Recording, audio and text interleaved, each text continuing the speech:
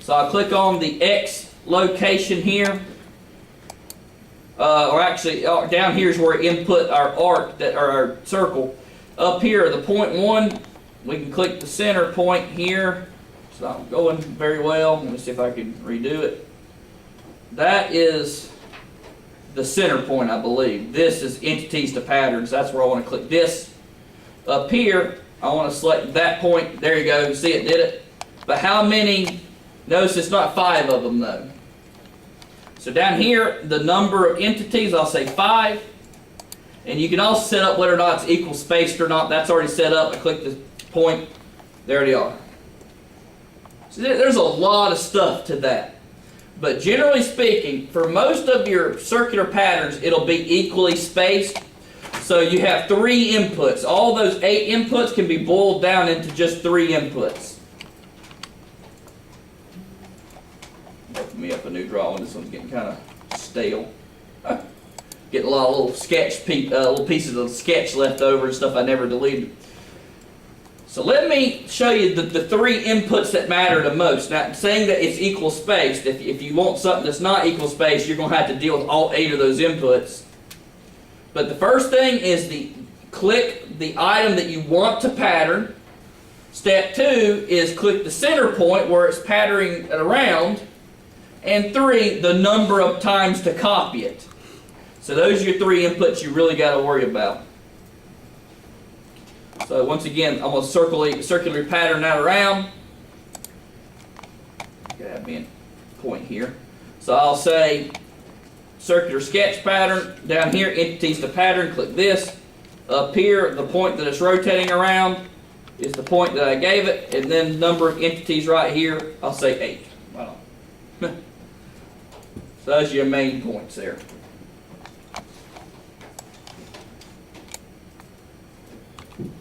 Now your linear sketch pattern has a lot of inputs as well.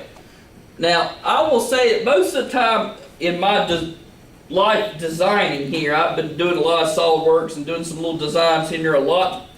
9 times out of 10 I use circular sketch pattern because everything usually is based off a circle. But occasionally having a rectangular pattern will happen, in which case you'll need a linear sketch pattern. So if I want to make a 4x4 grid of these circles, you can go to linear sketch pattern. And here's where you guys set up your direction 1, direction 2, which is X and Y axis. You set up your distance in between right here, number of times that it happens. So I need to have 4. I said 4x4. So I'm going to do 1 inch spacing in between each feature 4 times. Y-axis here, I'm going to say 4 times with 1 inch spacing in between each. I can even flip the direction. It went up. I would prefer it to go down. I can actually change the direction of it. You see it made a 4x4 grid exactly the way I wanted it.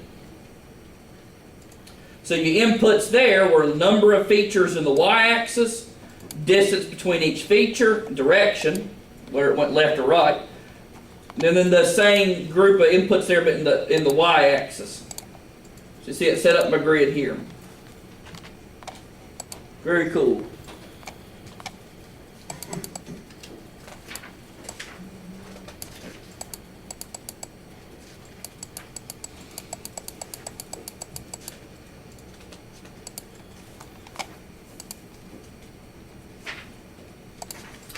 One more thing I'll show you because it's unique.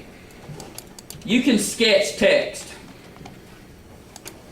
So let's see what cool things we can do with that. I'm going to go to an extruded item here. I'm going to grab my text.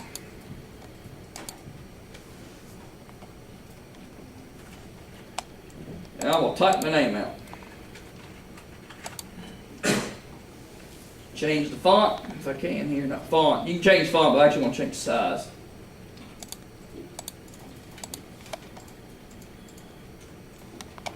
Scale that up.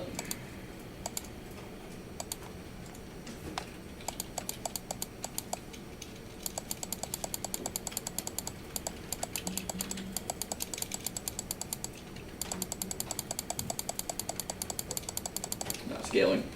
Now here I typed out my name though, you see. I can actually extrude my name. So that's actually the last thing he talks about in the chapter. Pretty cool. Last thing he talked about in the chapter there was text. You see how you can create text real easily. Just type it out basically. So that's kind of the main points of chapter 3. Mainly what I wanted to cover. But what we'll do is this right here. We need to practice this a little bit. So does he have tutorials? I can't remember.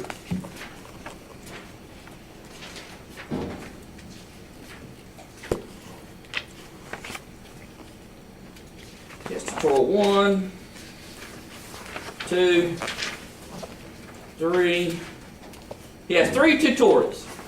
So this is what we're going to do. This is where you need to pull up your chapter 3 PDF or your book. But either way, PDF or book, if you turn to page